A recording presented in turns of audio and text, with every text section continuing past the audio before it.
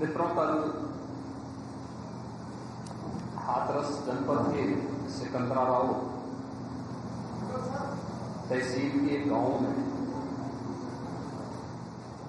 एक दुखद और दर्दनाक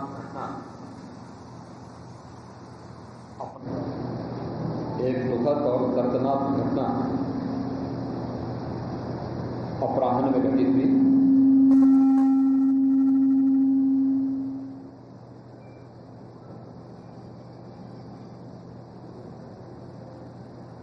इस पूरी घटना के तह तक जाने के लिए शासन स्तर पर हम लोगों ने कल भी जो व्यवस्था बनाई थी, लेकिन प्रथम दृष्टया हम लोगों का यह था कि पहले राहत और बचाव के कार्य को आगे बढ़ाया जाए।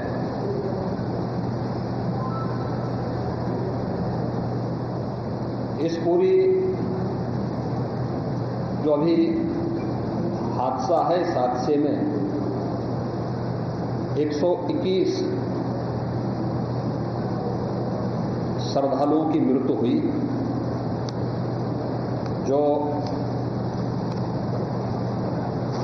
उत्तर प्रदेश के साथ साथ हरियाणा, राजस्थान और मध्य प्रदेश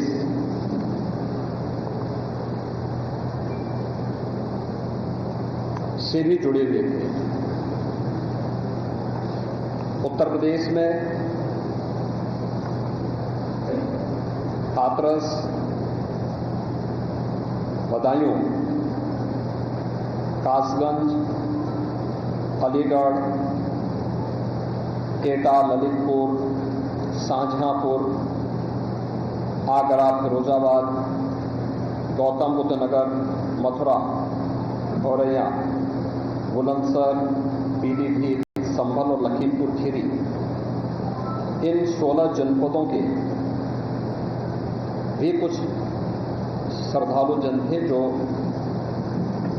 इस हादसे के शिकार हुए हैं।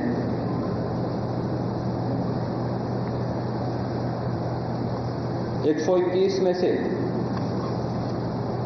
6 मृतक ऐसे थे जो अन्य राज्यों से थे, जिनमें ग्वालियर मध्य प्रदेश से 1 थे, हरियाणा से 4 थे और राजस्थान से 1 थे। हाथरस के जिला हॉस्पिटल में मैंने जो घायल हैं, 31 ऐसे घायल हैं जो हाथरस, अलीगढ़, एटा और आगरा के हॉस्पिटल में जिनका उपचार चल रहा है, और उसमें लगभग सभी आउट ऑफ डेंजर है।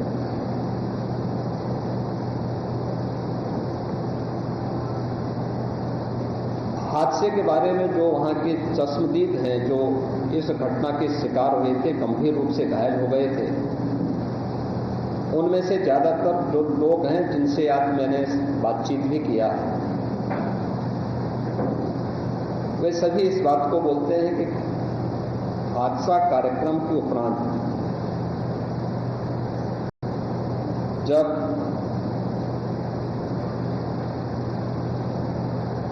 इस कार्यक्रम में जो सज्जन वहां पर अपना उपदेश देने के लिए आए थे, उनका कार्यक्रम या उनकी कथा संपन्न हुई, तो कथावाचक के मंच से उतरने के बाद जीटी रोड में जैसे ही उनका काफिला आया था, तो उन्हें छूने के लिए जब महिलाओं का एक दल उधर बढ़ा, तो उनके पीछे पीछे भीड़ गई और इसी के बाद वे एक दूसरे के ऊपर चढ़ते गए। सेवादार भी लोगों को धक्का देते रहे, जिसके कारण दोनों ओर, जीटी रोड के दोनों ओर और जीटी रोड के अंदर भी ये सब हादसा वहां पर होता हुआ दिखाई दिया। इसका सबसे दुखद पहलू ये था कि इस प्रकार के आयोजन में जो सेवादार प्रशासन को अंदर घुसने नहीं देते, दुर्घटना होने के तत्काल बाद या दुर्घटना के दौरान प्रारंभिक रूप में इन्होंने पहले वहां पर इस मामले को दबाने का प्रयास किया, लेकिन जब उन्हें प्रशासन ने हॉस्पिटल ले जाने की कार्रवाई प्रारंभ की तो इनमें ज्यादातर सेवादार वहां से भाग गए। इस पूरी घटनाक्रम के लिए हम लोगों ने एडीजी आगरा की अध्यक्षता में एक एसआईटी गठित की है, जिसने अपनी प्रारंभिक रिपोर्ट दी है और इस घटना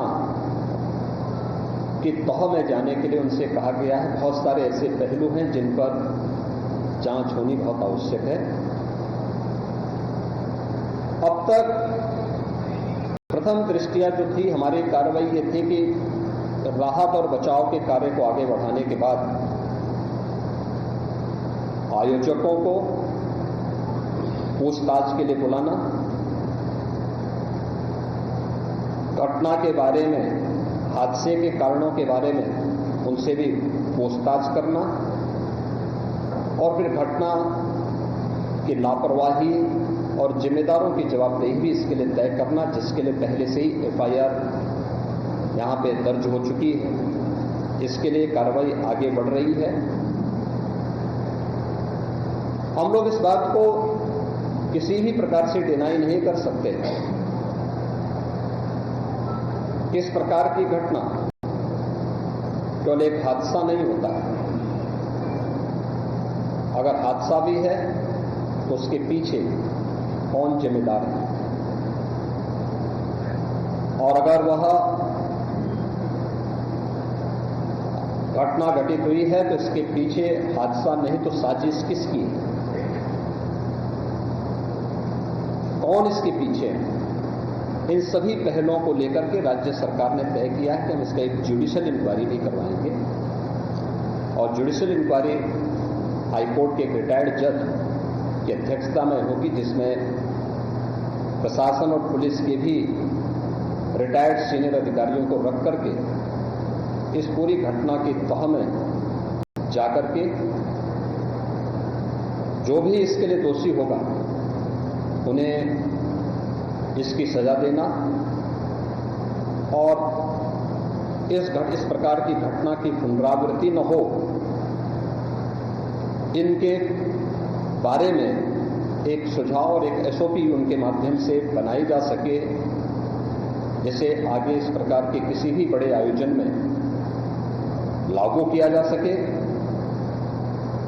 यह हम लोग सुनिश्चित करेंगे। और मैंने यहां पर भी हाथरस में भी और सिकंदराबाद के घटनास्थल का मैंने दौरा किया, यद्यपि वहां काफी बारिश थी, और वहां जाकर के मैंने एक बार उसको देखने का प्रयास किया है। यद्यपि प्रशासन ने पहले से इसके मैप भी बना के तैयार किए थे, वो भेजे भी थे, लेकिन हादसे के कारणों की प्रारंभिक व्यवस्था देखी जा सके इसको देखने के लिए वहां पर मैं स्वयं गया था। और हमारे 3 मंत्री यहां पर कल से ही कैंप कर रहे थे। मुख्य सचिव और पुलिस महानिदेशक भी यहां पर कल से ही कैंप कर रहे हैं। सीनियर अधिकारीगण भी यहां पर पुलिस और प्रशासन के अधिकारीगण यहां पहले से ही कैंप करते हुए इस पूरी घटना के लिए जिम्मेदारों की जवाबदेही तय करने की भी दिशा में आगे कार्रवाई की जा रही है, जिसमें कुछ विशेष दल बनाए गए हैं, जिनमें अलग अलग जनपदों में उनकी कार्रवाई अब प्रारंभ होगी और प्रारंभिक जांच के बाद आगे की कार्रवाई को हम लोग आगे बढ़ाने का कार्य करेंगे। यह यहाँ की घटना के बारे में था और जुडिशियल इंक्वायरी के बारे में आज ही इसके नोटिफिकेशन शासन के द्वारा भी जारी हो जाएगी।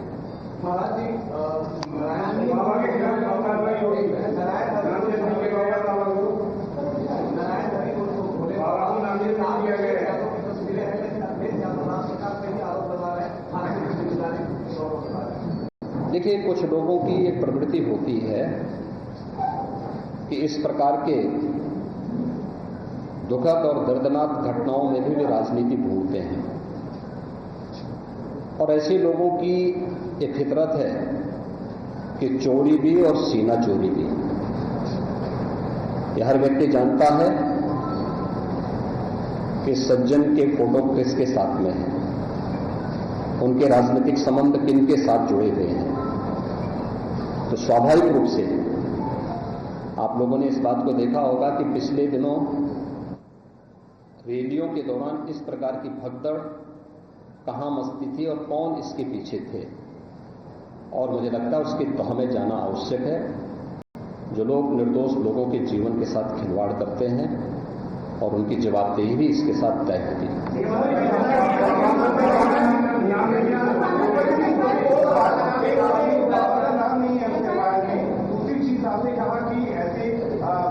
आयोजनों में प्रशासन को घुसने की इजाजत नहीं होती है, तो ऐसा क्यों होता है कि क्या भविष्य में ऐसी चीजें ना हो? देखिए, प्रशासन प्रथम दृष्टया ये मान के चलता है कि धार्मिक आयोजन है, उनके सेवादार इस प्रकार के आयोजनों की जिम्मेदारी अंदर से स्वयं निभाएंगे। और बड़े बड़े आयोजन होते हैं, ऐसा नहीं कि ना होते हो। सावधानीवश वहां पर फोर्स प्रशासन तैनात करता है, लेकिन आउटर रिंग में उनकी फोर्स होती है। अंदर अगर आप देखेंगे तो उनके स्वयंसेवक, सेवादार ही इस पूरे व्यवस्था का संचालन करते हैं, उनकी देखभाल करते हैं। और जहां पे भीड़ अनुशासित होती है, धार्मिक और आध्यात्मिक श्रद्धा भाव के साथ लोग जहां आते हैं, वहां पर भीड़ अनुशासित ही रहती है। लेकिन जब वही कार्यक्रम निहित स्वार्थी तत्वों के हाथों का खिलौना बन जाता है, तो वह अनुशासनहीनता का नजारा वहां पर भी देखने को मिलता है। और इसका शिकार अंततः वह निर्दोष व्यक्ति होता है जो धार्मिक श्रद्धा के साथ उस आयोजन में भागीदार बनता है, क्योंकि उसको तो साजिश के बारे में पता नहीं होता है और वह अपनी उस श्रद्धा भाव के साथ आता है। लेकिन साजिश करने वाले लोग अपनी साजिश करके फिर वहां से चुपचाप खिसकने का प्रयास भी करते हैं। होना यह चाहिए था कि अगर हादसा था तो सेवादारों को वहां पर इस पूरी घटना को पहले तो अपनी व्यवस्था को सुदृढ़ करना चाहिए था, और अगर सुदृढ़ नहीं कर पा रहे थे तो प्रशासन का सपोर्ट लेकर के हादसे के शिकार लोगों को हॉस्पिटल पहुंचाने की व्यवस्था करनी चाहिए थी, उपचार की व्यवस्था करनी चाहिए थी। इसका सबसे दूसरा जो पहलू ये है कि हादसा में लोग मरते गए और सेवादार उससे पहले वहां से खिसक करके भाग चुके थे, और इसीलिए हम लोग इसकी पहले चलेंगे। और मैं इस बात के लिए आपको इस बात के लिए मैं कह रहा हूं ना कि मैंने इसीलिए जुडिशियल कमीशन के बारे में राज्य सरकार ने इसको तय किया है। हम इसके तहत निष्कर्ष पर आएंगे और इस प्रकार के बड़े बड़े आयोजन हम लोग करते रहे हैं, लेकिन कहीं भी कोई इस प्रकार की चीजें नहीं आई है। और मुझे लगता है हम लोगों ने इस प्रकार के बड़े बड़े आयोजन हमेशा किए हैं, कुंभ जैसे बड़े आयोजन किए हैं, बड़े बड़े कार्यक्रम होते रहे हैं। लेकिन इसीलिए मैंने कहा कि इसकी तह में जाना आवश्यक है कि आखिर इसके पीछे कौन लोग इसके लिए जिम्मेदार हैं। दूसरा, राज्य सरकार ने और केंद्र सरकार ने, देखिए कि FIR एप्लीकेशन परमिशन के लिए जिन लोगों ने दी थी, प्रथम दृष्टया पहले FIR उनके खिलाफ होती है और इसके बाद फिर उसका दायरा बढ़ता है। ये सभी अन्य लोगों के दायरे में आएंगे, जो भी इसके लिए जिम्मेदार होंगे वो इसमें आएंगे। केंद्र और राज्य सरकार ने आर्थिक सहायता की भी घोषणा की है। जो निर्दोष लोग इस पूरे हादसे के शिकार हुए हैं, उनके जो नाबालिग बच्चे हैं, जो स्कूल में पढ़ने वाले बच्चे हैं, उनको हम उत्तर प्रदेश मुख्यमंत्री बाल सेवा योजना के अंतर्गत उन बच्चों की पढ़ाई की व्यवस्था हम लोग राज्य सरकार से करवाएंगे। उन्हें जिस भी स्कूल में पढ़ रहे होंगे, जिन भी संस्थाओं में पढ़ रहे होंगे, या उनके स्कॉलरशिप आदि की व्यवस्था के लिए भी राज्य सरकार ने तय किया है।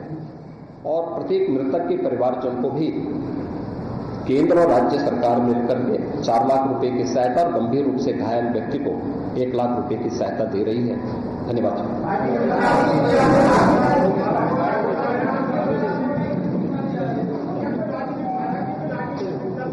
That is the briefing on part of the UP Chief Minister Yogi Adityanath, how he has highlighted how this incident, this tragedy happened and what happened after that, because those who organized it shunned their responsibility when it comes to taking care of those who became victims of this tragedy, saying the organizers on part of the Sevadars, because this tragedy was reported after that satsang, that katha was over and that self-styled godman left. Now there were victims, mainly who were women, who wanted to also get closer to the Baba or the self-styled godman. Thereafter, there was a huge rush, and that ensued in a tragedy that everyone started piling up on each other, and they trampled each other along the way, and the Sevadars as well, when it comes to taking them, seeing that they were in a position that they have been injured, instead of shifting them to a hospital or calling for ambulances, calling for help, they rather chose to run away from the spot. And as far as the Chief Minister himself was concerned, he today reached Hathras. He was there at the hospital. He interacted with the victims as well. Priyank is right there. Priyank, several measures that have now been announced by the UP government when it comes to thorough investigation that will be taking place of this tragedy. Yes, certainly. That's a breaking input which we are getting for our viewers, that a judicial inquiry has been ordered by the state administration, and not even that, those people who were affected because of this tragedy, the state government has not only assured compensation to them, but also will ensure that the study of those the young ones in the family will be given properly. But the judicial inquiry is something which is very important in this case. Yogi Adityanath, while briefing to the press, had stated that in these kind of religious procession and events, the state administration and the police is generally not allowed. And when we asked the question that what had made the police not to enter this periphery, the Chief Minister says that we presume that in these kind of events, there will be a proper decorum and law and order situation will be maintained. But once a wrong element enter into these kind of events, then certainly situation goes out of control. So in that way, Yogi Adityanath has also hinted towards a larger conspiracy in this case. While talking about this incident, he also took a political question by the reporter where he had hinted out on Akhilesh Yadav. He has also said that those people who had organized the event for these individuals is utterly, obviously known to people of the country, and certainly they should not comment about any kind of politics. So keeping politics aside, of course, he had a mention also of what the opposition leaders have been now saying. But as far as the inquiry that is now conducted, SIT that has been set up, judicial inquiry that has now been ordered, and of course they will deep dive into whether it was a tragedy or whether it was a conspiracy to find out exactly who is responsible and who needs to be made accountable for this tragedy.